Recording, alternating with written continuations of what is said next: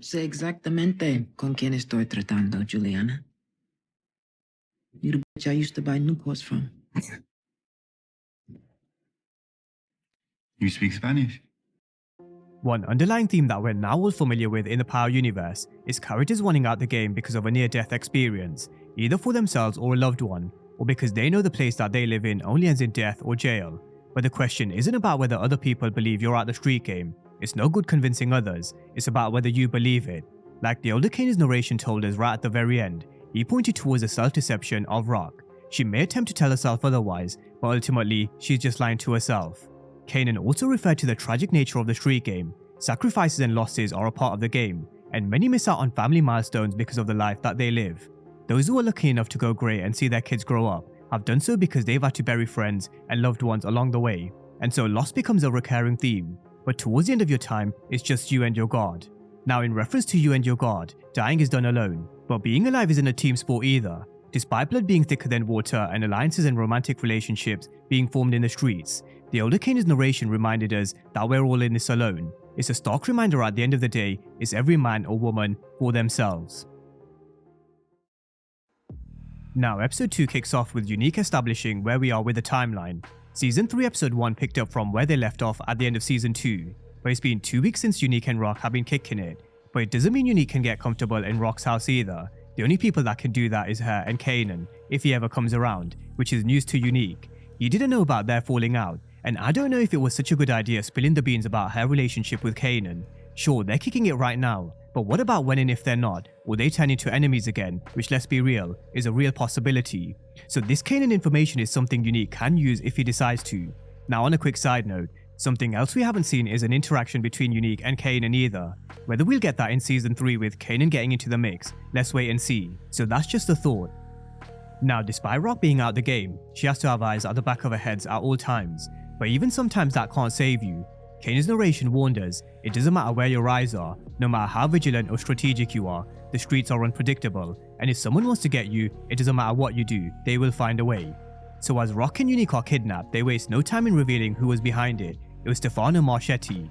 This was the first time he'd come across Unique, and we hear them taking fun out of his nickname, which is where he made reference to some big names in the Italian crime scene in New York, like the Chin, Vincent Giganti, who was the head of the Genovese crime family in New York, Al Capone, Scarface, Joe Bananas, Joseph Bonanno, who is the head of the Bonanno crime family. For Stefano, they called him the Big Fish. I wonder why.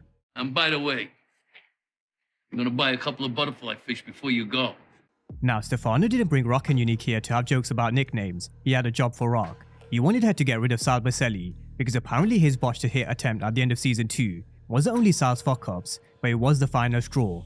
Unfortunately for Stefano, Rock was done shooting her way out of problems, and if she was going to settle the beef, it would be by sitting down. However, Stefano wasn't playing games. If she didn't do this one job for him, he and the rest of the 5 families would get rid of Rock, her family, and Sal Boselli. So what does Stefano mean by 5 families?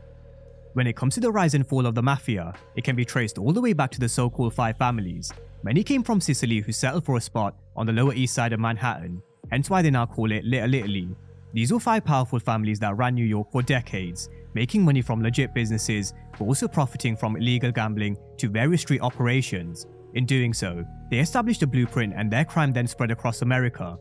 It was an organization that relied on fear to get what it wants, and if they had a dispute, they weren't afraid to handle it with a bullet, or in Stefano's case, a fairness.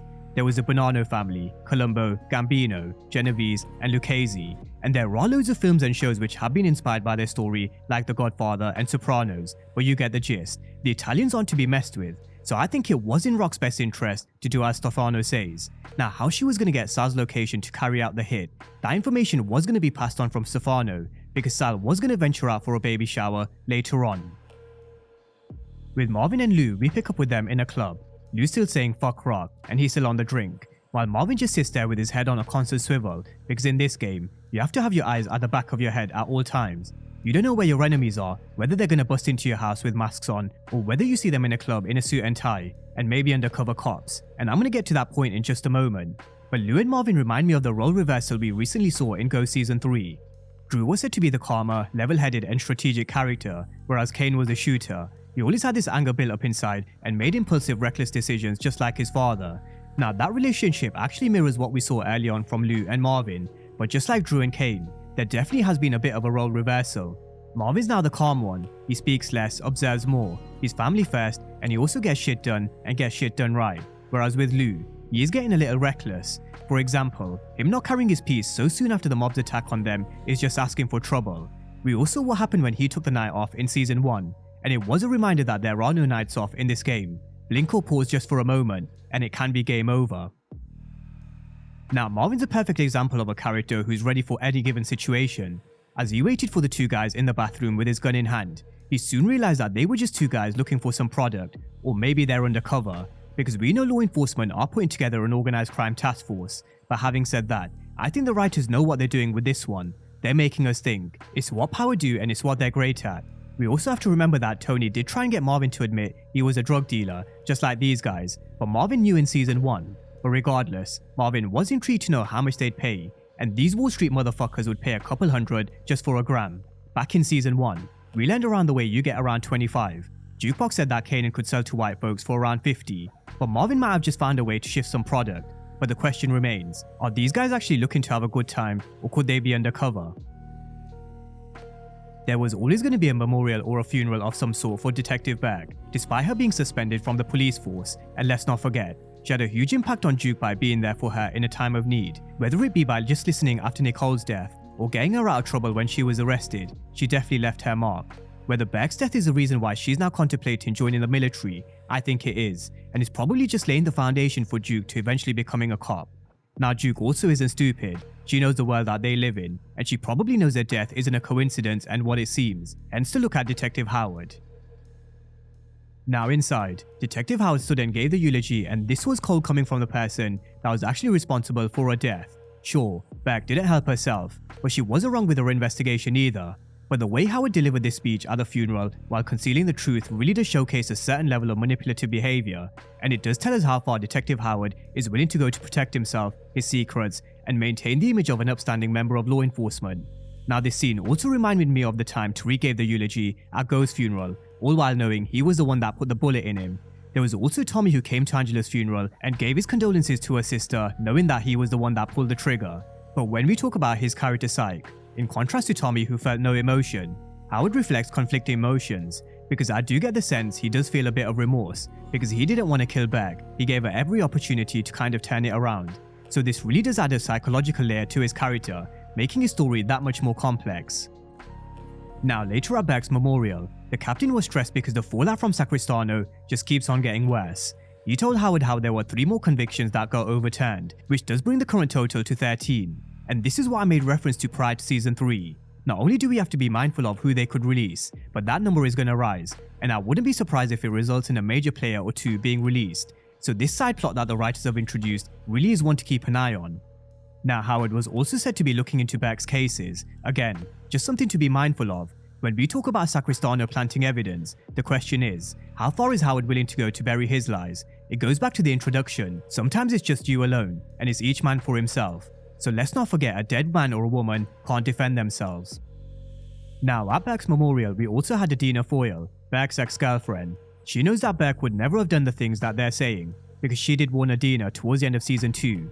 But Burke's father didn't want to hear any more of it, and neither did the captain. But you do get the sense that Foyle could be a big problem for Howard, as could this new task force. Howard was introduced to Ogden from the Queen's Narcotics Division.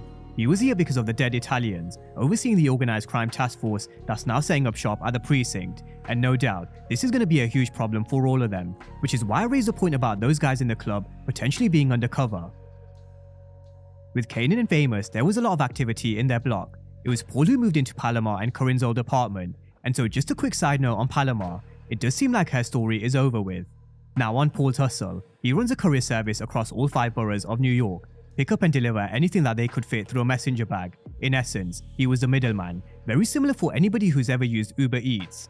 On a slow day they did around 10-15 runs, on a crazy day they did around 70, and there was also 20 he couldn't do because of the manpower. And we all know about Kanan's entrepreneurial mind. He was doing his homework on how Paul makes his money, because everybody has their hustle, but you can learn from others, use their system and make it work for you by just adding your own spin to it. Sometimes it's not about reinventing the wheel, just stick with the basics with what works, find a product that people depend on, find a system that works and just add your own spin or product to it, and that's what Kanan did later. Now, just before he put the wheels in motion for his hustle, Rock did try and make an amends. But the thing is with Kanan, he doesn't want a car. He just wants to be treated like an adult. He wants respect and honesty. That's why he questioned her about Burke's suicide just like he did with Scrap. Rock's lies just never end. And I do feel had Rock just been honest with Kanan in this moment, who knows, maybe they could have thought twice about their relationship and given it one more chance. But you can tell, Kanan is completely done. He doesn't want the car from his mom's, and if he wants his own ride, he's gonna buy it himself. So this goes back to Kanan running his own hustle, but not exactly reinventing the wheel. Using Paul's system, but adding his product. He had the Weed Connect and Paul had the courier system. And this is going to be Kanan's first foot in the streets and the start of his very own organization. Over from one person who's getting their foot in the game to another who wants out, but she still had one job to do for the Italians. I mentioned earlier that there's been a flip with Marvin and Lou's character, and the same goes for their position under Rock. Lou used to be Rock's go-to, but now that's Marvin. She tells him how they need to deal with Boselli, but how she wasn't happy because the Mafia are always talking about code and rules, all while they're just trying to find loopholes to stab each other in the back, and I couldn't agree more. It goes back to the theme of this video, and very deep in the history books, there is a lot of foul play from the Italian Mafia stabbing each other in the back. For example, Lucky Luciano who betrayed his boss and flipped to the other side with Maranzano, and the list goes on with the Italians. So Rock definitely knows, that's why she wants to be done with them and out the game, but she also had to tell a Colombian connect. Now, whether you believe Rock is out the game or not, like Unique said in this conversation with Stefano, it's whether she believes it, and at this moment in time, she's still committed to leaving. She approaches Joaquin and tells him that she's out the game, which did create a small conflict between him and Juliana. Joaquin didn't care if she had another supplier or not, he didn't want to create an issue, but Juliana said Rock was dangerous, and you bet she is. Not only is she dangerous, she's got secrets and a backstory even we don't know about still. This was the first time we learned that Rock could understand and speak Spanish, and it just adds to the mystery of her backstory. When and how did she learn Spanish? It also raises another question. What other secrets does she hold? After all, let's not forget who we're dealing with. So would anybody be surprised if we start to learn more about her backstory? I definitely wouldn't be. Now as Rock left, Joaquin gave a stark warning to Juliana. She needs to worry more about whether Rock was done with her instead of the other way around, which I just think foreshadows her eventual death. It's always easy to act tough when you're sitting next to your cousin Joaquin in your restaurant with a bunch of bodyguards, but one-on-one versus Rock, let's see how tough she is then, because she's fighting way above a weight class. Now we're just going to take a look at some family dynamics across the chessboard before we come to Marvin and Sal Boselli. Back at Marvin's we had Mr. Bingham who was singing his praises over Juke, and he was here to try and convince Juke to audition for this role in a new girls group, because she certainly has a talent for it, but you can tell, Juke is a little conflicted at this moment in time. On one hand, she does want to sing, but she also knows that the world that she's living in is pretty fucked up, and she also wants out of Queens. We also how she was thinking about signing up for the military, and you have to wonder whether this plays a part in her becoming a cop. But it does seem like she is giving his singing one more shot, but to do this she needed Lou, and we all know from season 2, their relationship isn't exactly in the best of places. Now Lou's place is a complete wreck just like he is, but something that could be a saving grace for both of them could be music. But before they got to their music, they had a lot to get off their chest. Lou apologized for Kenya, and he also apologized for doing a dirty by giving Juke's song to Ziza, which he should never have done. But once that was out the way, we saw them bond over something both of them love. And just look how Lou's tone completely changes when it comes to music. He really does feel alive, he's in his zone, he's smiling and laughing, which is something we haven't seen this season. But in this dark world that they live in, music is something that gives both of these characters something to smile about.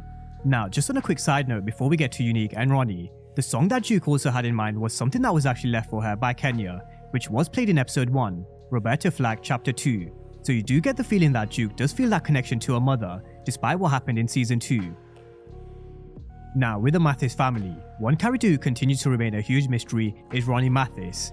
As Unique came home, Ronnie's just standing there doing his ironing, and it is creepy. Whatever he does is creepy. Vanessa also told Unique how Jerome saw Ronnie downstairs last night, sitting in the dark staring at the TV, but the TV was off. He was just staring at the blank screen, and it just adds to the mystery of Ronnie's character, which I think the writers are going to toy for us with a few more episodes. They're going to drip feed us bits of information about who he is, what he's up to, and exactly what he's capable of, which will probably start with this bouncer. This bouncer that spoke shit to Ronnie is definitely going to feel his wrath, because while he sat in the club, he wasn't worried about bottles and girls. He didn't like people invading his space. Ronnie was just locked in. He kept his eyes on the bouncer that disrespected him, and you can bet, we're about to find out just how cold he is. Now, just on a quick side note with Unique, we saw a meeting between Unusual and Mr. Linguini, but Stefano made reference to how Unique had to speak to his partners, which he was happy to help with. so it does seem like we're set to be introduced to a few new players and potentially some more crime families. Now, speaking of crime families, over to Sal Boselli and his closing moments. At his mansion, he cut across a figure who looked very worried, and he had every right to be, but there was no respite for him as he had law enforcement knocking on his door. A pair of detectives came in to give him a lifeline because they just heard that there was an assassination plot that was targeting him, and their intel was rock solid. Some of his Italian Mafia friends wanted him gone. Now, law enforcement were willing to help him if he was willing to help them, but he knows the score of snitching, and he also knew about the tornado that was coming his way. He knew his time was up. Throughout episode 2, we saw him having his last moments, reminiscing about Marco, but there was no way he could miss the christening of his grandson. Now, on the other side of New York, Marvin knew that he couldn't carry out this hit on his own. He needed the help of Lou. He wasn't even asking Lou to pull the trigger, he just needed him to be on the lookout. But because it was a job for Rock, he closed the door on Marvin. So Marvin had to do most of this shit on his own. He stole a mail delivery van, and then he had Demo drive him to the church. But this is why he needed Lou, and someone on the lookout because the Italians run deep, especially because Sal knew what was coming his way. Now, with Marvin disguised as a mailman, he walked straight in from the back and did what he was here for. The man to get shit done and get shit done right, all while Rock was busy getting her hair done with an airtight alibi just like in season 1. Whenever she made the call, she made sure she had an alibi. However, on Rock, she can change her hair, she can change her look or maintain her appearance, but one thing she can never change is who she is. She is the motherfucking game.